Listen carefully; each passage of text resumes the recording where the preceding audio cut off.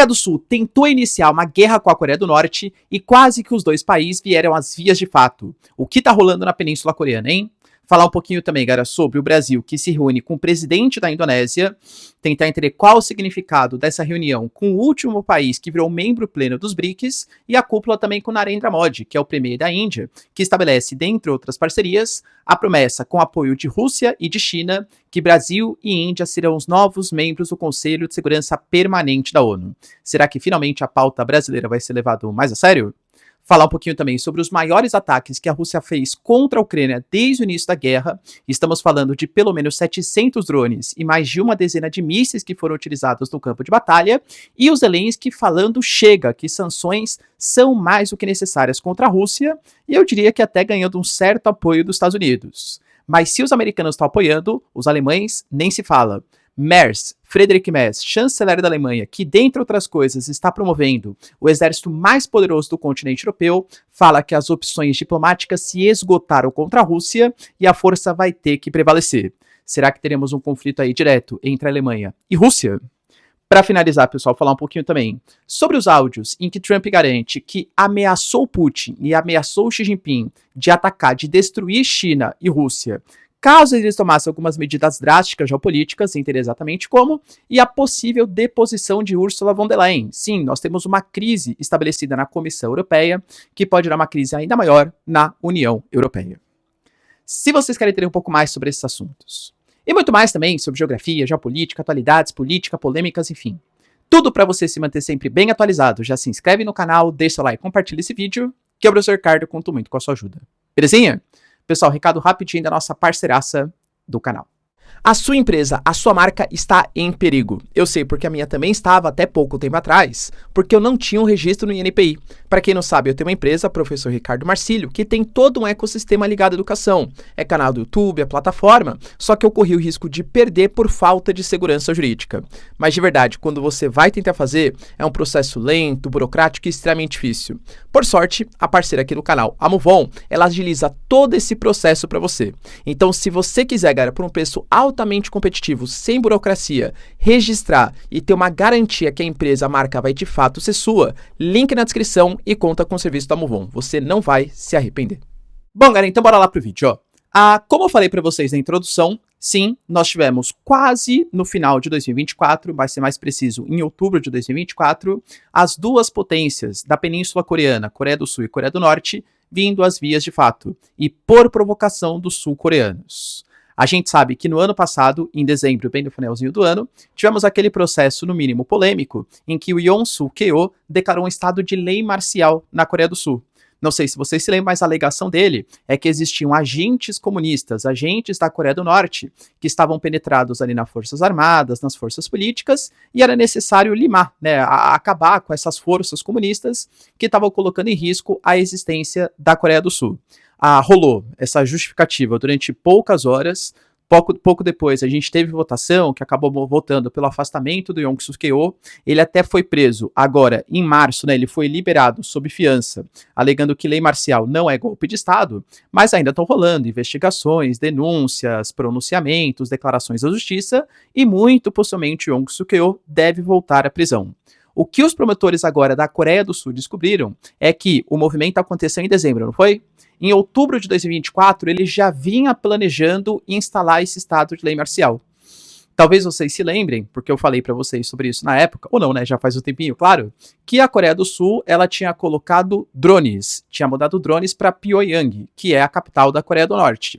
Lembrando que fica a mais de 200 quilômetros da zona desmilitarizada, da fronteira entre Coreia do Sul e Coreia do Norte, e drones sul-coreanos foram vistos nos céus de Pyongyang. Pois bem, galera, na época, a Coreia do Norte fez grandes retaliações, grandes reclamações, mas não fez, né? Claro que também mandou drones ali passando pelas áreas de fronteira, fez provocações com os testes com os mísseis, reclamações públicas, formais e tal, mas não fez um ataque contra os sul-coreanos. E talvez, segundo a promotoria, ouvindo áudios que foram compartilhados entre Yoon Suk-yeol e lideranças militares, era isso que ele queria. Ele queria que a Coreia do Norte respondesse, claro que não com armas nucleares, né? Mas com algum tipo de ataque um pouco mais forte, para que aí sim ele pudesse decretar um estado de lei marcial com muito mais propósito, com muito mais argumento, para conseguir os seus objetivos políticos. A gente sabe que o Aung Suu Kyi, ele estava sendo acusado de alguns escândalos de corrupção, porque ele prometeu, né? Eu vou acabar com a corrupção na Coreia do Sul, a gente vai fazer um governo aqui mais conservador, tudo tal. Só que existem alguns escândalos envolvendo até membros da sua família. E ele alegou, a população passou a alegar que ele era muito bom no argumento, que ele falava muito forte, que ele falava de corrupção, mas quando coisas começaram a chegar contra membros da sua família e contra membros do seu partido, ele não foi tão forte quanto ele se pretendia ou quanto ele se mostrava durante a sua campanha, né? Lembrando que ele fez muita fama por estar participando da questão jurídica do país, né, por ser membro da justiça, prometendo combater a corrupção.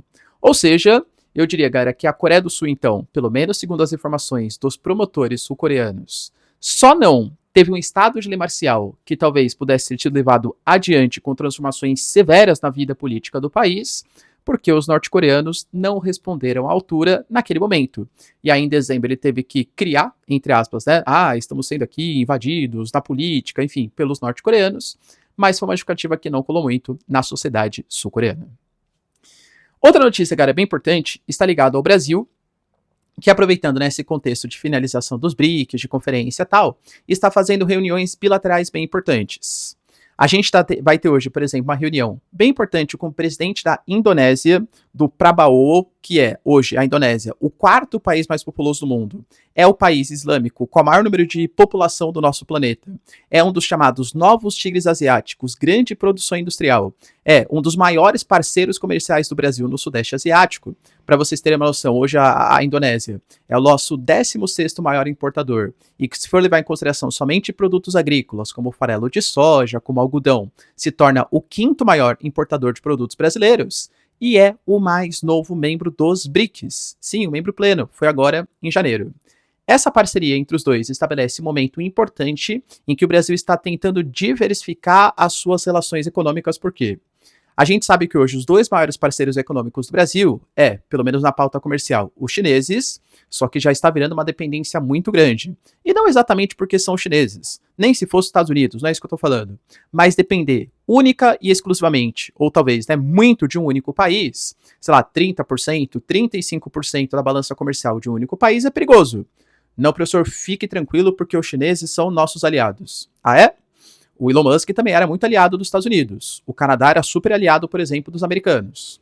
Entende? Cara, não dá para você contar com um parceiro comercial porque hoje existe um alinhamento geopolítico. Vou imaginar que, por exemplo, haja uma mudança, algum tipo de conflito e que realmente, sei lá, o mundo oriental, China e Rússia, venham às vias de fato com a União Europeia e com os Estados Unidos. Não acho que vai acontecer. O Brasil vai ter que tomar uma posição. Isso pode ferir, por exemplo, nossas relações com os chineses. E aí a gente tem hoje cerca de 30%, da nossa balança comercial dependendo aí da China. Entende que é perigoso? Então a gente está buscando diversificar um pouco os nossos parceiros, o que eu acho uma medida muito boa. E também os Estados Unidos, que é o nosso segundo maior parceiro, está em vias aí de possíveis sanções contra o Brasil. Independente das questões, se você julga como certo ou não, né? Mas possíveis sanções contra o Brasil. Então, quanto mais diversificado for o nosso mercado, melhor é para o Brasil, enquanto estratégia de país.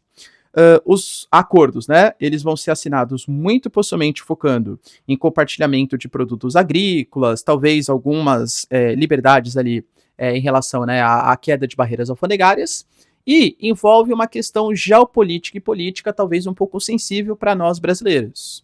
A Indonésia é o país em que a Juliana Marins caiu no vulcão Rinjani e teve toda aquela questão diplomática e tal. Não sei se esse tema vai ser tratado, em aumentar a segurança das áreas turísticas. Se for tratado, muito possivelmente o Brasil deve fazer aquele típico, né, típico Itamaraty, né, do em cima do muro, e deve agradecer, talvez, enfim, né, não sei se seria muito bom fazer isso, mas as autoridades da Indonésia pela cooperação, entre aspas, que existiu no resgate da brasileira. Mas acho que não deve focar, claro, muito nesse assunto, talvez algum tipo de princípio, algum tipo de citação, né? Mas acho que não vai focar porque tem coisas mais importantes, geopoliticamente, claro, tá? Economicamente falando, para Brasil e para a Indonésia. Além disso, a gente teve também ontem uma cúpula do Brasil, uma reunião bilateral, Brasil e Índia, Brasil, Lula e Narendra Modi. Nessa reunião entre os dois, foram assinados uma série de tratados que marcaram os 80 anos da relação diplomática entre os dois países, sobre infraestrutura pública, digital, inteligência artificial e governança digital. A ideia é que hoje Brasil e Índia têm um comércio aproximado de 12 bilhões de dólares, é um comércio que tinha um potencial para ser muito maior, e estamos falando das maiores economias do planeta, entre as 10 maiores dos dois casos, né? A Índia, que tem uma população de 1,4 bi, é a maior população do planeta, entende? Então esse comércio pode, segundo Brasil e Índia, até mesmo triplicar nos próximos anos. E os dois têm algumas similaridades. Eu costumo falar para vocês, né, que Brasil e Índia, eles, por mais que façam parte dos BRICS, ao contrário de África do Sul, China e Rússia, que tem um posicionamento um pouco mais pró-Oriente, pelo menos, de novo, né, segundo as práticas internacionais, poxa, o Brasil está tentando mediar um acordo de livre comércio com a União Europeia. O Brasil, por exemplo, tem parcerias militares estratégicas com países como, por exemplo, os Estados Unidos, entende? Então, a gente tenta meio que estabelecer os dois lados, até acho que a Índia faça isso com mais maestria do que o Brasil, é fato. Mas são dois países que são mais neutros geopoliticamente e tentariam enxergar o grupo dos BRICS muito mais para pautas econômicas do que exatamente para posicionamentos geopolíticos. E os dois, além dessa parceria econômica e tal, eles também anunciaram que eles querem fazer parte, aliás, isso é uma coisa antiga já, do G4 ONU. O que é o G4 ONU? Nos anos 2000, época ali dos países emergentes, enfim, a gente teve a criação de um grupo, Japão, Alemanha, Brasil e Índia, que são os países que querem fazer parte do Conselho de Segurança Permanente da ONU. Eles alegam, e convenhamos que com toda razão, que o Conselho de Segurança foi criado no contexto pós-Segunda Guerra Mundial. E naquele contexto, ter a presença dos aliados que venceram a Segunda Guerra, Estados Unidos, União Soviética, França e Inglaterra, talvez até fizesse sentido. Depois a China, né, inicialmente ali, Taiwan, depois a China, entra como um membro do Conselho de Segurança Permanente. Então talvez até fizesse sentido para aquele contexto geopolítico. Hoje em dia, por exemplo, poxa, o principal representante da União Europeia, que é a Alemanha, não está na cúpula. Entendam que faz sentido a Alemanha, em 1945, não fazer parte do Conselho de Segurança Permanente, por motivos óbvios, inclusive, né? Aliás, algumas polêmicas vão vir do Grok aí, hein, pessoal, inteligência artificial do X, tá? Enfim, não falaremos sobre isso aqui no vídeo, mas polêmicas. Mas a gente teve, né, então, naquele contexto, a criação desse Conselho de Segurança Permanente e a ideia de 10 membros rotativos, que tem mandato ali de 2 anos, mas não tem direito de poder de veto, de vetar decisões do Conselho de Segurança, que é a instância máxima de poder. É um caráter não só consultivo, mas deliberativo dentro da própria ONU. Então, esses 4 países defendem a inserção deles e talvez o fim do poder de veto. Lembrando que, na minha concepção, até a própria ideia do G4 ONU já fica obsoleta. Porque, por exemplo, hoje, o continente mais conflituoso do planeta, que é o continente africano, não tem um representante no Conselho de Segurança Permanente. Então, talvez um membro da União Africana, talvez a África do Sul, o Egito, enfim, né, não dá para saber exatamente, mas talvez até a ideia de só esses 4 países fazendo parte do Conselho de Segurança também tenha ficado obsoleta. E, segundo a declaração dos dois países, o Brasil e a Índia têm um potencial extraordinário e, por isso, nós reivindicamos o direito de participar do Conselho de Segurança Permanente. É inaceitável que países do nosso porte não tenham esses assentos. Lembrando que China e Rússia apoiaram a proposta. China e Rússia apoiarem o Brasil, não vejo como grande novidade. A China apoiar a Índia como membro do Conselho de Segurança Permanente da ONU, olha, é muita vontade de destaque do sul global mesmo, hein? Ou talvez de uma redução de influência de Estados Unidos, França e Reino Unido como membros do Conselho de Segurança Permanente da ONU. E esqueci de comentar com vocês que os dois países, inclusive a Índia, que mantém ótimas relações econômicas com os Estados Unidos e tenta até mesmo, junto com o Brasil até, renegociar as tarifas que foram aplicadas pelo Trump, reclamaram da postura do presidente americano em relação à possível taxação dos países dos BRICS. Já que o Trump fala que ele pode colocar 10% em cima de todos os países que fazem parte do grupo, já que, segundo ele, os BRICS foram criados com o propósito de desdolarização, de acabar com o dólar, o que não é necessariamente verdade, né, mas é a visão do Trump sobre o processo. Então, tanto a Índia quanto o Brasil reclamaram dessa postura do governo americano. Além disso, tivemos também, mais uma vez, e percebam que eu venho trazendo isso quase que recorrentemente, o que mostra como a Rússia vem aumentando os ataques nos últimos tempos, o maior ataque desde o início do conflito. A gente está falando de 728 drones que foram lançados aí contra a Ucrânia e 13 mísseis balísticos, causando 8 mortes. A Ucrânia fala que de todos esses equipamentos, 718 foram abatidos, sendo que o principal destino dos ataques foi Lutsk, que é uma cidade do noroeste, mas várias outras regiões também foram atacadas. e mais uma vez isso serviu como justificativa para o Zelensky mobilizar a sua posição. O Zelensky foi claro, a gente aqui da Ucrânia repudia o ataque maciço contra a Ucrânia. Esse ataque foi revelador que o Putin não quer a paz. Nós precisamos aplicar sanções severas contra o petróleo e sanções que obriguem a Rússia a acabar com a guerra e não a lançar novos ataques. Ele não falou publicamente o nome do Trump, mas na minha concepção tem aquela indiretinha, né? Por quê? Confesso, galera, que está muito confuso, eu acompanho bastante geopolítica internacional, as mídias estrangeiras. Por que os Estados Unidos anunciaram, isso foi público, o Pentágono falou sobre isso, a suspensão da ajuda militar à Ucrânia? A gente teve notícias ontem do The Guardian, por exemplo, que para as ambições militares americanas, os Estados Unidos só têm 25% das baterias ali dos Patriots que precisariam ter para os seus anseios, principalmente no Oriente Médio e no Mar da China Meridional. Então foi falta de inventário, falta de equipamento? Pode ser que sim. Ou será que foi intenção geopolítica? O que a mídia americana vem colocando hoje é que os outros diretórios, né, as outras secretarias dos Estados Unidos não sabiam, que foi uma coisa do Pentágono, do Pete Hegseth, e que ele não informou o Marco Rubio, não informou outras instâncias, que foram pegas de surpresa com a decisão. Tanto que aparentemente as ajudas militares vão voltar, só que o Zelensky até já reclamou que elas estão sendo aquém do necessário, que precisa de mais. O Trump, ele falou ontem, né, que o Putin é um inútil, falou que o Putin até tenta ser um cara legal, mas que as suas declarações elas são infundadas, que ele só fala besteira, e aparentemente com essa insatisfação frente à Ucrânia, os Estados Unidos podem voltar a apoiar de maneira mais decisiva. Claro que não dá para saber exatamente como que a Rússia vê isso. Talvez, para quem não conhece, né, quem é velho de guerra cultural, conhece. O Dmitry Medvedev, que é o conselheiro de segurança do Putin, já foi até presidente da Rússia. Ele fez uma publicação ali no seu Telegram, nas suas redes, colocando que o que eu acho da declaração, que os Estados Unidos agora vão voltar a apoiar a Ucrânia, e ele falou, o mesmo que eu acho de todas as vezes, que o Putin fala, aliás, que o Trump fala, depois volta atrás, depois fala de novo, depois volta atrás, e convenhamos que é verdade. Ele elogia o Putin, aí depois fala que o Putin só fala besteira. Aí depois usa o telefonema, não, acho que agora o Putin quer a paz. Aí ele vai lá e pressiona o Zelensky. Aí ele vai lá, não, agora o Putin não quer a paz. Então não dá muito pra escrever, né, exatamente com caneta, vamos colocar assim, o que o Trump fala. Então não dá, será que é uma mudança significativa? Agora sim os Estados Unidos vai voltar a ajudar de maneira decisiva os ucranianos. Confesso que não dá pra gente saber. Mas, se não dá para saber por parte dos Estados Unidos, por parte da União Europeia, principalmente da Alemanha, que é a maior economia da União Europeia, dá. Depois desse ataque, que foi o maior desde o início dos conflitos, Friedrich Merz, chanceler, que é hoje, né, da CDU, ou seja, um partido de uma centro-direita ali na Alemanha, e que tem uma posição muito pró-Ucrânia e uma posição muito favorável a um rearmamento não só da Alemanha, mas de todo o continente europeu, a gente está falando de pacote de centenas de bilhões de euros para os próximos anos, para transformar a Alemanha no país mais poderoso do ponto de vista bélico.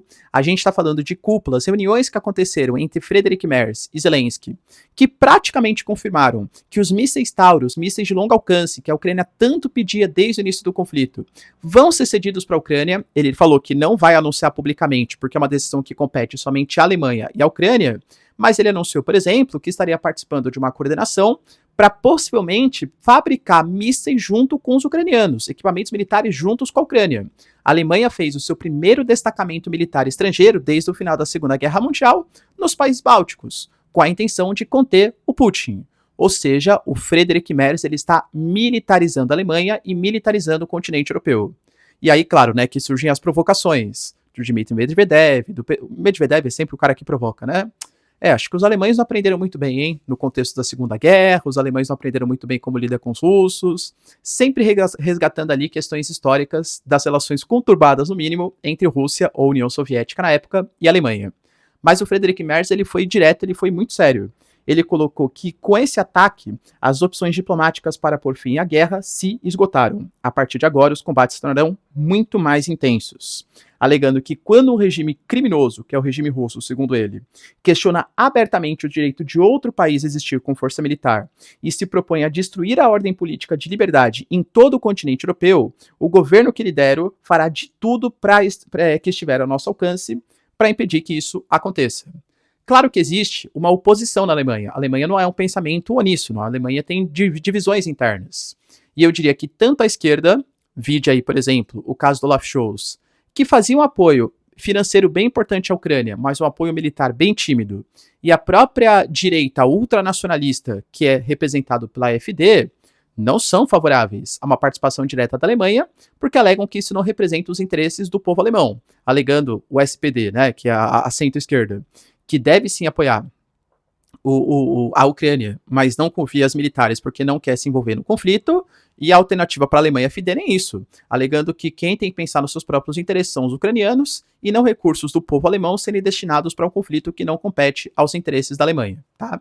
E aí o próprio Friedrich Merz falou, né, apesar da oposição da esquerda e apesar da oposição dessa direita pró-Rússia, a gente vai continuar com o nosso apoio militar. Ou seja, aparentemente a Alemanha vai se envolver mais diretamente nesse conflito. E o Putin já fez uma série de ameaças, colocando que países europeus que forneceram armamentos estão no conflito. Tá certo que também, né? O Storm Shadow, o Scalp, o sistema HIMARS foram cedidos pelos Estados Unidos, pela França, pelo Reino Unido, e não tivemos ataques diretos contra esses países. Não acho também que a Rússia vai atacar a Alemanha, mas ela já falou que pontos que produzirem equipamentos contra o território russo vão ser considerados como alvos militares, mesmo que não estejam na Ucrânia. Ou seja, uma ameaçinha colocando que podem atacar, por exemplo, centros de produções militares no território alemão que estejam produzindo equipamentos contra a Rússia. Será, galera, que teremos uma guerra direta entre Rússia e Alemanha, que é membro da OTAN? Deixa aí nos comentários. A gente teve também, galera, a divulgação de um áudio bem polêmico do Trump quando estava num jantar de campanha, dos apoiadores da sua campanha. E aí ele estava comentando, isso foi divulgado agora pela CNN, sobre as relações conturbadas que teve no seu primeiro governo com China e com a Rússia. Para quem é velho de guerra aqui do canal, sabe, né, que o Trump ele sempre fala, olha, se eu fosse o presidente, a guerra não teria acontecido, se eu fosse o presidente, o Putin não teria invadido a Ucrânia, tal. E ele deu uma justificativa sobre isso. Ele falou que quando ele estava no seu primeiro governo, ele conversou com o Putin, conversou com Xi Jinping, alegando que destruiria os dois países, faria ataques sensíveis contra a Rússia e contra a China, caso os países invadissem ou a Ucrânia, no caso dos russos, né? Ou fizessem uma invasão a Taiwan, no caso da China. E aí ele até comentou, eu acho que eles não acreditaram 90%, acreditaram cerca de 10%, mas já foi necessário. Já era o elemento de dissuasão que eu precisava, e por isso que os russos não atacaram o território de Donbás, né, ou todo o território ucraniano, nem os chineses fizeram ações ofensivas em Taiwan. Será, galera, que... Lembrando que ele estava em meio a um momento político ali, né? E aí político fala qualquer coisa. Ah, também se fosse eu não teria atacado, eu ameacei eles, eles ficaram com medo. Tudo faz parte também do jogo político. Será? Deixa aí nos comentários. E para finalizar, pessoal, tivemos também, aliás, vamos ter amanhã, dia 10, uma moção de desconfiança do Parlamento Europeu contra a Ursula von der Leyen. Ursula von der Leyen, para quem não sabe, é a presidente da União Europeia, que é a líder da Comissão Europeia. Ela estaria envolvida em acordos ilícitos com a Pfizer, aquela vacina, né, utilizada durante enfim, né, sabe, aquele momento trágico da história da humanidade, que não falarei aqui no meu canal por questões de algoritmo, tá bom? Mas enfim, em meio a toda essa possível denúncia de escândalo de corrupção, a Ursula von der Leyen vai passar por uma moção de desconfiança que deve ser aprovado, claro, pelo Parlamento Europeu. Professor, você acha que vai para frente? Muito possivelmente não, porque ela conseguiu fazer uma coalizão política em que as pessoas mais moderadas geralmente a apoiam. Geralmente, quem não gosta da Ursula von der Leyen são os verdes, pelas questões energéticas, tudo tal, e a direita ultranacionalista, que vem ganhando peso sim no continente europeu, mas ainda não o suficiente para tirar a Ursula von der Leyen. Não acho que ela vá sofrer algum tipo de moção e ser afastada. Mas enfim, temos que aguardar cenas dos próximos capítulos. Lembrando que Viktor Orbán, que é hoje o primeiro da Hungria, e que detesta a Ursula von der Leyen, até já colocou, né? Tchau, tchau, Ursula von der Leyen, a sua hora tá chegando. Será, galera? Deixa aí nos comentários, quero saber sua opinião. No mais, se vocês curtiram o vídeo, tamo junto, beijos, abraços e tchau, tchau.